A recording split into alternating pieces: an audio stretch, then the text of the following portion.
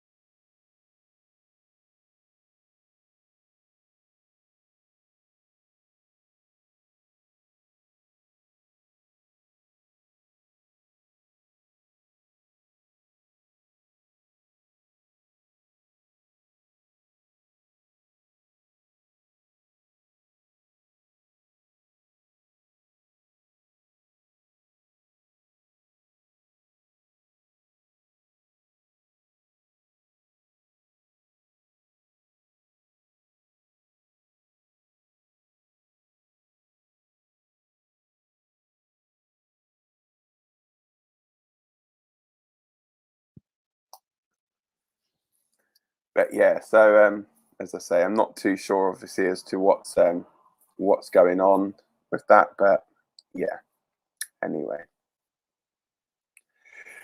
So yeah, then obviously we get the obviously that's the close of the show, and then we get the obviously the announcement for Raw on Monday night will be Elias taking on Jackson Riker in a strap match. Yeah, apologies. By the way, I know there's been a bit of there's been some audio issues by the sounds of things. I'm not too sure exactly like where those audio issues were coming from because I mean I don't know if you guys have ever done this kind of stuff. You actually can't hear yourself on here, but yeah. So just as a brief recap, so we have Bianca Belair and Cesaro teamed up to take on Bayley and Seth Rollins. Bayley defeated her with the Rose Plant, so pinning the women's champion clean in the middle of the ring. Big E took on Apollo Crews for the spot in the Money in the Bank match. Big E beat Apollo Crews clean in the middle of the ring. That's right, guys. 2 matches and 2 champions pinned clean in the center of the ring. Big E then advancing to the Money in the Bank ladder match to take on Riddle, Ricochet, and John Morrison. We also found out that Kevin Owens and Sami Zayn will battle next week in a last man standing match. That last man standing match will be to determine who else goes into that Money in the Bank ladder match. Also, we know from Monday Night Raw, Drew McIntyre, Randy Orton, and AJ Styles will face off in a triple threat match to get the last Raw slot in the Money in the Bank match, along with Ricochet, Riddle, John Morrison, Big E, and the winner, obviously, of Kevin Owens and Sami Zayn. We know that Carmella is going straight into the women's Money in the Bank ladder match. So obviously, this was announced by Sonya Deville in the ring. Sonya announcing straight up that she is going into the match. Obviously, Liv Morgan staked her claim for this. We then obviously get the end of the night with Jimmy Uso defeating Dolph Ziggler, Roman Reigns coming out for his Universal title address, and the big return of Edge coming in, spearing Roman Reigns clean out of his boots. And yeah, Edge seemingly staking his claim for a match at Money in the Bank with Roman Reigns. Obviously, if you haven't already, then check out the Raw, Lay the SmackDan episodes. This week's Raw, obviously, we will be talking about the strap match between Elias and Jackson Riker and the aforementioned triple threat match between Drew McIntyre, Randy Orton, and AJ Styles. Yeah, so let's throw over to the comment section. Big E, a good pick for it. Yeah, so Big E, obviously, on the SmackDown side of things, I feel is a very good pick, very strong. You throw in, obviously, Owens or Zayn. Sami Zayn would be a very good addition to this, actually. I think he'd be actually really funny with the briefcase. Basically, probably say, oh, it's not a conspiracy anymore if he then goes on and wins the championship. But yeah, I mean, I don't know who else they're going to put in from the SmackDown side of things. You know, are they going to have like a last chance match with like Apollo, Kevin Owens, something like that, possibly? Yeah, so I'm not too sure, but yeah, last man standing on TV is going to be unbearable to watch. Yeah, it's strange how why they're doing this, because as I mentioned, Kevin Owens is meant to be taking some time off. Like he actually said himself, he's taken a little bit of a break away from WWE. But obviously, the fact that that he doesn't really know what's going on at the moment. So yeah, hope Drew doesn't qualify for Money in the Bank. Yeah, I mean, I think to be fair, Drew winning Money in the Bank is like the only way I think they're going to get around this whole thing on Raw, where he can't challenge Bobby Lashley. It's like, does the Money in the Bank contract override the agreement that he's got where he's not going to challenge Lashley anymore? Carmella Flair, I'm not sure whether you're referring to Carmella versus Charlotte Flair in that, or if you're thinking that she looks like Charlotte Flair just getting handed stuff. But I'm going to guess the latter, but yeah, as you know, as I mentioned, like you can't really do qualifying matches on a show where there's 4 spots available and you've got 7 women. There's been not enough people to actually do 4 qualifying matches. It's impossible. And I think one of those 7 is actually Sonya Deville as well. So yeah, so I guess they had to do it with somebody. And obviously, looks like Bayley is going into the feud again with Bianca Belair. So that's 2 people ruled out again. And yeah, Carmella Flair, aka getting handed stuff. Yeah, so yeah, just to clarify there. Gimmick match on TV are due to ratings, though. Guess same reason they want the themed episodes and stuff to do again. Yeah, I think as well. It's always going to be tough because obviously they're catering to the Thunderdome. They're not actually catering to like to an actual live audience. So you know they're probably just trying to get as much done on TV for viewers as they can. Whereas I think once they go back to live TV, you've obviously got that natural audience reaction, so they know what's getting over and what's not, sort of thing. Could have done a tag match with the winner spots. Yeah, but then that's only 2 people still. So then that's 2 people. That would be 2 seemingly out. Another 2 that are obviously in the women's title picture, and then that just leaves 1. So yeah, I mean, they're probably trying to do the best they can with it, honestly. Apparently, there's been a couple of NXT people backstage. But yeah, I guess it is what it is, you know. And obviously, as I mentioned at the top of the show, there were a number more releases from NXT and 205 Live. So yeah, we obviously wish those guys and girls all the best in everything that they will do post WWE. Just one quick run through of who they were once again.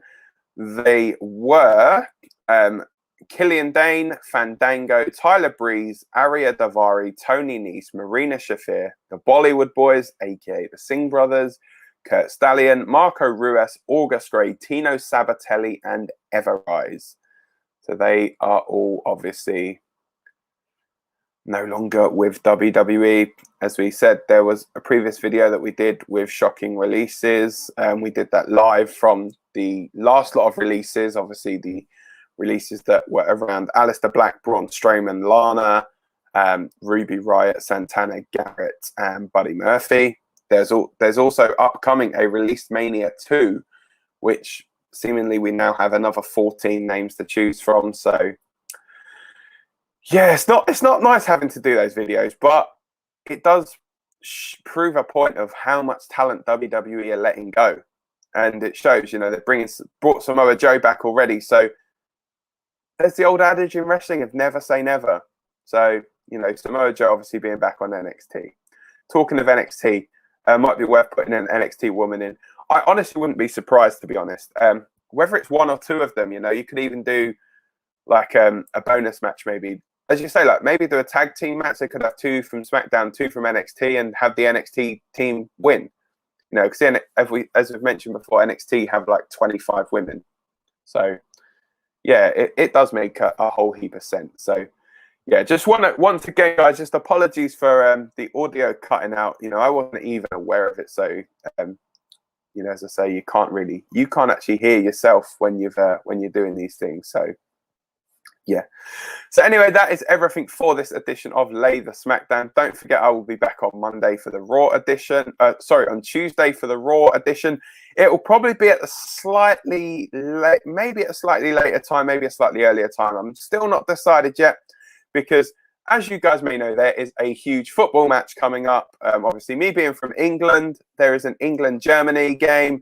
They are always exciting, so I will be doing a live stream of that. That game kicks off at 5 p.m. BST, which is when this episode would normally go out live. But yeah, I'll definitely be back with an episode on Tuesday, but the time will depend on obviously a number of factors, but I will be putting that up as soon as I know. So yeah, for now, guys, that is everything. Thank you for bearing with me, and take care, guys. Don't forget, like, share, and subscribe. And yeah, that is everything for this edition of Lay the SmackDan. Take care, and I will see you guys very, very soon. Bye.